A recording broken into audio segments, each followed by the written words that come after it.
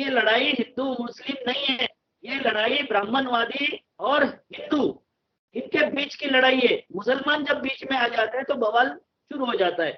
नमस्कार, मैं इकराम और आप देख रहे हैं हिंद वॉइस। हमारे साथ मौजूद हैं जाने माने पॉलिटिकल एनालिस्ट अविनाश काकड़े जी। बहुत बहुत स्वागत है सर आपका। सर, मैं आपसे पूछना चाहता हूं कि महाराष्ट्र के कोल्हापुर में एक जगह है, वहां विशालगढ़ में जो कुछ हुआ, एक नेताजी हैं जिनका नाम है संभाजी राजे। उन्होंने एक आह्वान किया कि यहाँ पर अतिक्रमण है, उसको हटाया जाएगा। और संडे के दिन उनके जो समर्थक थे वहां पहुंचते हैं, बवाल हो जाता है, बहुत सारे घरों में पत्थरबाजी होती है और एक धार्मिक स्थल को तोड़ा जाता है। तो ये पूरी कहानी है क्या, और संभाजी राजे कौन है जिनके अंदर प्रशासन से कहीं ज्यादा ताकत दिख रही है? प्रशासन उनके आगे एक तरह से बेबस दिखा। तो कौन है संभाजी राजे और ये किस तरह की अराजकता वहां पर फैली? देखो, संभाजी राजे कौन है, इसके पहले आपको विशालगढ़ समझ लेना पड़ेगा, कोल्हापुर डिस्ट्रिक्ट समझना पड़ेगा। कोल्हापुर डिस्ट्रिक्ट के जो छत्रपति साहू महाराज थे, जिन्होंने इस महाराष्ट्र में नहीं देश में पहला आरक्षण दिया, पहला जातियों के नाम से हॉस्टल बनाया, महिलाओं के लिए शिक्षा के द्वार खोल दिए। वजीफा जो होता है, शिक्षा के लिए जो वजीफा होता है वो देने वाला ये संस्थान है, संभाजी छत्रपति साहू महाराज का संस्थान। आप उनको जानते हो, पूरा देश जानता है कि रिजर्वेशन की शुरुआत उसी साहू संस्थान से हुई थी जो कोल्हापुर में है। अब ये विशालगढ़ जो है उसी डिस्ट्रिक्ट के दूसरे एक महान व्यक्ति है गोविंद पानसरे, जिनकी हत्या हो गई थी। ये जो सनातनी गुर्गे है, तो ये जो ब्राह्मणवादी व्यवस्था लाने वाले जो लोग हैं, जो हमारे नागपुर के हैं नारंगी लोग, जो खाकी हाफ पैंट पहनते हैं और वो मुसोलिनी वाला ड्रेस पहनते हैं, ये जो लोग है ये कट्टरपंथी है। ये नाम हिंदुत्व का लेते, हिंदू का लेते, मगर इनको ब्राह्मणी धर्म चलाना है, इनको दूसरा धर्म नहीं चलाना है। हिंदू से इनका कोई लेना देना नहीं है। ये ब्राह्मणी धर्म चलाना चाहते हैं और ये कट्टरता फैलाना चाहते हैं। बाकी जैसे अन्य धर्मियों के लोग कट्टर है, वैसा ये कट्टरता हमारे धर्म में लाना चाहते हैं, मगर हमारा धर्म कट्टर नहीं। आज आषाढ़ी एकादशी है, जैसा आपका मुहर्रम का है वैसे आज आषाढ़ी एकादशी है, और ये आषाढ़ी एकादशी का एक महान पर्व है हमारे यहाँ, जिसमें हिंदू मुस्लिम सारे के सारे धर्म बौद्ध इनका सबका मिलाप करके एक यात्रा निकलती है, जिसको पंढरपुर की वारी कहते हैं हमारे यहाँ। तो हमारे यहाँ जातिगत धर्मगत बहुत ही अच्छा वातावरण था। ये वातावरण खराब करने के लिए ये आरएसएस वाले हर वक्त प्रयास करते रहते, हर वक्त इनका प्रयास रहता है। मैं 10 साल से बोल रहा हूँ, ये लड़ाई हिंदू मुस्लिम नहीं है, ये लड़ाई ब्राह्मणवादी और हिंदू इनके बीच की लड़ाई है। मुसलमान जब बीच में आ जाते हैं तो बवाल शुरू हो जाता है, क्योंकि फिर हिंदू भी ब्राह्मणवादियों की व्यवस्था में शामिल हो जाते हैं। तो पहले जो 10 साल से जो मुस्लिम कर रहे हैं, बाबरी मस्जिद के वक्त हो, एनआरसी के वक्त हो, सीएए के वक्त हो, जो कुछ उन्होंने किया वो इस देश में शांति स्थापित करने के लिए बहुत अच्छा काम किया कि वो इस लड़ाई से हट गए। उनको समझ में आ गया कि ये लड़ाई में हम अगर पड़े हैं तो हमारे लोग जो है, हमारी बात करने वाले लोग कमजोर होते हैं। अब ये लड़ाई कब से शुरू हुई? जब से बीजेपी हारी है महाराष्ट्र में, जब से बीजेपी का शासन आया था उस वक्त इन्होंने इसको तूल देना शुरू किया था। महाराष्ट्र में जितने छत्रपति शिवाजी महाराज के किले हैं में ये भी महत्वपूर्ण किला है। जैसे रायगढ़ उनकी सिंहासन कुछ दिन रहा, राजधानी रही, वैसे विशालगढ़ में भी कुछ दिन राजधानी रही। जब सिद्दी जोहर के इसमें से जो उन्होंने घेरा था छत्रपति शिवाजी महाराज को, वहां से जो रातों रात चले गए थे, इसलिए विशालगढ़ में चले गए थे और विशालगढ़ में उनको पहली सुरक्षा मिली थी। यह महत्वपूर्ण किला है, मगर ये महत्वपूर्ण किले में उस वक्त से हिंदू मुसलमान सब रहते हैं। आपको एक कोल्हापुर का और विशेषता बताता हूँ कि यहाँ मुस्लिमों के साथ में हिंदुओं की लड़कियां, हिंदू मुसलमानों की लड़कियों के साथ में हिंदुओं की लड़कियां अरेंज मैरिज होती है। अरेंज मैरिज मतलब ऐसा नहीं भगा के ले गए और ये लव जिहाद किया, और ऐसा नहीं। दोनों के बाप खड़े रहते हैं, दोनों के माँ बाप खड़े रहते हैं, हिंदू हो या मुस्लिम, और उनके मैरिज होते हैं। इतना ये शानदार डिस्ट्रिक्ट है, इसकी परंपरा इस डिस्ट्रिक्ट की इतनी शानदार रही है। यहाँ इसमें शिक्षा की भी शक्ति हुई, जातिगत हॉस्टल का भी हुआ, ब्राह्मणों का बाहर का शंकराचार्य मतलब नॉन ब्राह्मण शंकराचार्य की परंपरा भी वहीं शुरू हुई। और वेद और उसके बारे में जो चला वेदोक्त या पुराणोक्त, ये विवाद भी वहां से चला। बहुत सारे हिंदू धर्म की गलतियों को सुधारने का काम यहाँ के छत्रपति ने किया। अब ये संभाजी राजे जो है, अब जो वहां सांसद बने हैं, जिन्होंने बोल के बोला, शरद पवार साहब ने उनको बोला कि आपको वहां खड़ा रहना चाहिए, क्योंकि उस परिवार की प्रतिमा बहुत अच्छी है, वो प्रतिमा सबको लेकर साथ में चलने वाली है। तो वो शाहू महाराज इस वक्त सांसद बने। मगर इसके पहले जब संभाजी राजे खड़े हुए वहां से, उनके बेटे हैं वो, बड़े बेटे, उनका छोटा बेटा मालोजी राजे, ये संभाजी राजे दुर्भाग्य से आरएसएस के समर्थन से बीजेपी से राष्ट्रपति नॉमिनी सांसद हो गए। और ये संभाजी राजे को कोई समझ में नहीं आया कि उनके कंधे पे बंदूक धर के हिंदू मुसलमान करवाया जा रहा है। उन्होंने 1.5 साल पहले जब उस किले पर गए तो उन्होंने देखा कि बहुत अतिक्रमण हो गए। अब अतिक्रमण इसलिए हुए कि पुरातत्व विभाग और प्रशासन और पुलिस किसी ने ध्यान नहीं दिया कि ऐतिहासिक जगह है, उस पर अतिक्रमण नहीं होना चाहिए। मगर जैसा जैसे टूरिज्म बढ़ता है, आकर्षण बढ़ता है, तो टूरिस्ट आते हैं, उसके लिए होटलें खुलती है, उसके लिए खाने की व्यवस्था होती है, उसके लिए उनके रहने के घर तैयार हो जाते हैं, हॉस्टल तैयार हो जाते हैं, वो सब तैयार होते गए। ये कम से कम 150 तैयार हो गए, अतिक्रमण 150 तैयार हो गए। और ये अतिक्रमण गिराने की जब बात आई तो सबसे पहले हिंदू गए थे कोर्ट में, जिनको स्टे नहीं मिला। और ये अतिक्रमण हटाने की जरूरत थी, सबके अतिक्रमण हटाने चाहिए थी। और अब जब अतिक्रमण हटाए गए तो पहले जो 30-40 घर है वो हिंदुओं के गिराए गए।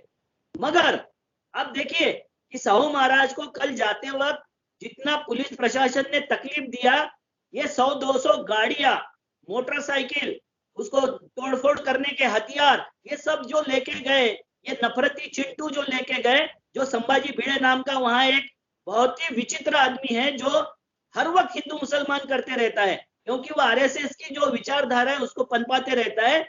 ऐसा एक आदमी के सारे लोग, जिसमें सारे समाज के सारे जातियों के लोग हैं, मगर उनका दिमाग भ्रष्ट किया गया है। जैसे आपने देखा होगा कि मुसलमानों के दिमाग भ्रष्ट हो जाते तो इसिस के साथ में चले जाते हैं, कभी कभी और कोई आतंकवादी संगठन के साथ में चले जाते हैं, वो कोई मुसलमानों का चेहरा नहीं हो सकते। तो ये जो 100-200-500 जो लोग गए संभाजी राजे के पीछे, उनको मूर्ख बना के, मैं सही सच में बात बोलता हूँ कि संभाजी राजे उस तरह के आदमी नहीं है, मगर उनको जिम्मेवारी लेनी पड़ेगी, क्योंकि वो खुद उसके नेतृत्व कर रहे थे। अब नेता के नेतृत्व में कैसे लोग हैं, उसको नेता को पहचान अगर नहीं है तो उसने ऐसे झंझट में नहीं पड़ना चाहिए। तो यह अतिक्रमण हटाना चाहिए। ये 1.5 साल से आंदोलन चल रहा था, उसके ऊपर कोई स्टे नहीं था, मगर उस अतिक्रमण को निकालने के लिए प्रशासन ने कोई काम नहीं किया, क्योंकि इनको हिंदू मुस्लिम दंगा भड़काना था। आपने देखा होगा कि पिछले वक्त सांगली में भी एक मुस्लिम को मार दिया था मस्जिद में, तो उसके बारे में सारे लोग इकट्ठा हो गए थे कि मुस्लिमों को इस तरीके से मारना, ये महाराष्ट्र की सभ्यता नहीं है, महाराष्ट्र की संस्कृति नहीं है। हिंदू मुस्लिम करना हमारी सभ्यता और संस्कृति नहीं है। हमारे यहाँ दंगा मुक्त मिशन एक सुभान अली करके हमारे मित्र है, वो चलाते हैं। छत्रपति शिवाजी महाराज के रायगढ़ पर जाकर 5000 लोग, उनको टोपी और वो सब दाढ़ी वाड़ी वाले, वो जाके उनको ये करते हैं, सम्मान देते हैं कि ये हमारे राजा थे, क्योंकि छत्रपति शिवाजी महाराज ने कभी हिंदू मुस्लिम नहीं किया। उनके अंगरक्षक मतलब बॉडीगार्ड तक मुसलमान थे, उनकी सेना में कई मुसलमान उनके साथ में थे, उनका सेनापति मुसलमान, उनके जो आर्मर मतलब उसको जो बोलते हैं नौसेना दल जो था उसके प्रमुख मुसलमान, उनके तोपजी मुसलमान, कितने सारे उनके वकील मुसलमान, ये बहुत बड़ी गिनती है। तो छत्रपति शिवाजी महाराज के जो सैनिक थे वो किसी मस्जिद पे और दरगाह पे चढ़ के कभी भगवा नहीं फहराते थे। ये हमारी महाराष्ट्र की संस्कृति नहीं है। मगर ये करके इनको लगता है कि राज्य आ जाएगा, हमारी सरकार आ जाएगी। तो संभाजी राजे ने जब प्रेस कॉन्फ्रेंस लिया तो उनको जो चुटीले सवाल पूछे गए कि इसकी जिम्मेवारी आपकी नहीं है क्या, 1.5 साल आप क्या कर रहे थे, क्योंकि रायगढ़ का संवर्धन और किले और गढ़ों का संवर्धन की एक कमेटी है महाराष्ट्र में, उसके वो चेयरमैन भी है। तो उनको पूछा गया कि 1.5 साल तुम सो रहे थे क्या सबके सब? तो उन्होंने पूछा ये सवाल मुझे क्यों पूछते हो, फडणवीस को पूछो। फडणवीस इस वक्त महाराष्ट्र के उप मुख्यमंत्री भी है और होम मिनिस्टर भी है। तो होम मिनिस्टर ने और उनके पूरे महकमे ने और पूरी सारी बीजेपी ने और आरएसएस ने मिलके ये दंगा करवाया।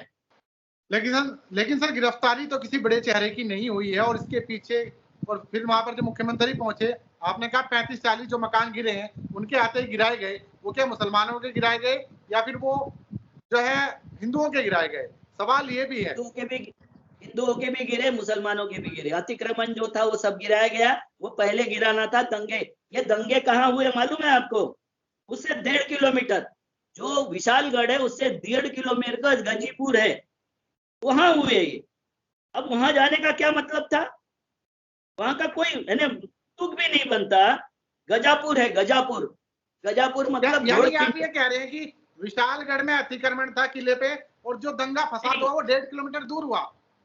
नहीं, विशालगढ़ पे भी अतिक्रमण था। गजापुर से पावनखिंड शुरुआत होती है, जहां बाजी प्रभु देशपांडे ने सेक्रीफाई किया था, सैनिकों को रोका था, सिद्धी जोहर के सैनिकों को, और वहां से क्लीन सेफ दिया था उनको ऊपर जाने के लिए, वहां से लेके वहां तक।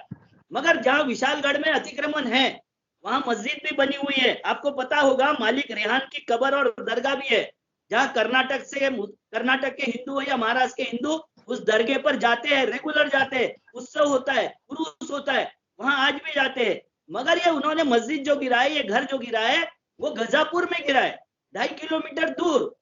और ये जो गिराने का षड्यंत्र जो किया है, वो पूरा का पूरा षड्यंत्र नियोजित तरीके से किया, जिसमें संभाजी राजे को आगे करके उनके कंधे पे बंदूक रख के किया गया, क्योंकि उस परिवार के माध्यम से ही वहां सेकुलरिज्म का, धर्मनिरपेक्षता का एक परचम जो लहराया गया, शाहू महाराज ने लहराया, अभी सांसद बने, सब हिंदू मुसलमान ने उनको मदद किया, वो उनको तोड़ना था, इसलिए उनके बेटे के कंधे पे बंदूक रख के ये सब करवाया है। और ये सारी के सारे षड्यंत्र आरएसएस, संभाजी भिड़े और शासन का है, महाराष्ट्र शासन का है।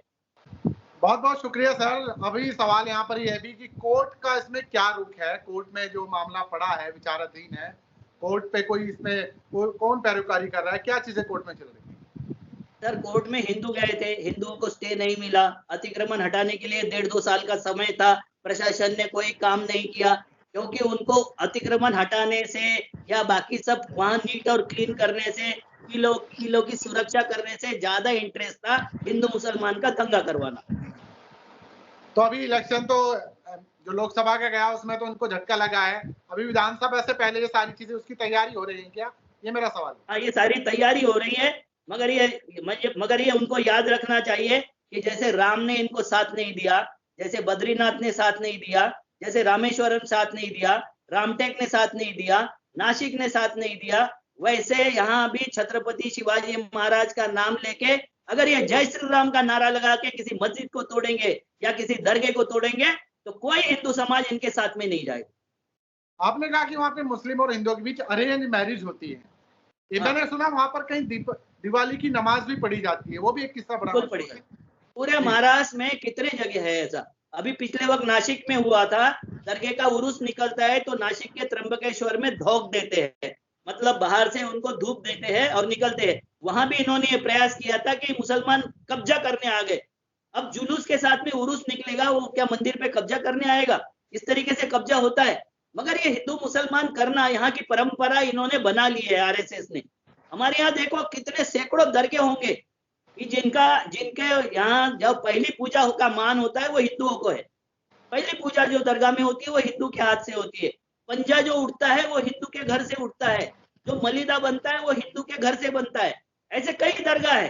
हमारे यहाँ हिंदू मुस्लिम नहीं था, कोई नहीं करते थे, मगर ये इन्होंने जिस तरीके से शुरू किया तो उसके ऊपर प्रिवेंशन जो करना चाहिए था, वो संभाजी ब्रिगेड नाम की एक संगठन है, वो दंगा मुक्त महाराष्ट्र नाम की एक दूसरी संगठन है, और बाकी सारी राजनीतिक जो पार्टियां, धर्मनिरपेक्ष पार्टियां, वो सारे के सारे ये प्रयास करते रहते हैं, और मुझे नहीं लगता कि ये उसके माध्यम से वोट ले सकेंगे।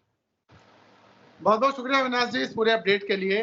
तो अविनाश जी जो है वो महाराष्ट्र से ही हमारे साथ जुड़े हुए थे, और इनसे तमाम नेशनल और महाराष्ट्र में जो कुछ चलेगा घटनाक्रम, चाहे वो पॉलिटिक्स से जुड़ा हो या फिर आम आदमी से जुड़ा हो, वो सब हम आपके सामने रखेंगे। फिलहाल ये एपिसोड आपको कैसा लगा नीचे कमेंट कीजिएगा, और ये जानकारी एक बात बार बार ये समझाओ कि हिंदू धर्म और ब्राह्मण धर्म अलग अलग है। ब्राह्मण धर्म ने हिंदू धर्म पर कब्जा किया है, और वो ब्राह्मण हमारे तरफ से प्रवक्ता बन के जो भी करते हैं, मुस्लिमों को चाहिए कि वो ब्राह्मणों पर अटैक करें, हिंदुओं पर नहीं। ये एक नई बात इन्होंने कही है। आप लोग कितना सहमत है नीचे कमेंट कीजिएगा, वीडियो को शेयर कीजिएगा। जल्दी मुलाकात करेंगे नए टॉपिक के साथ, और इस पे फॉलोअप भी आपको देंगे इसमें जो भी कुछ आगे कार्रवाई होती है इस मामले को लेकर। तो कैसा लगा एपिसोड नीचे कमेंट कीजिएगा। कल फिर मुलाकात होगी, तब तक के लिए दीजिए इजाजत।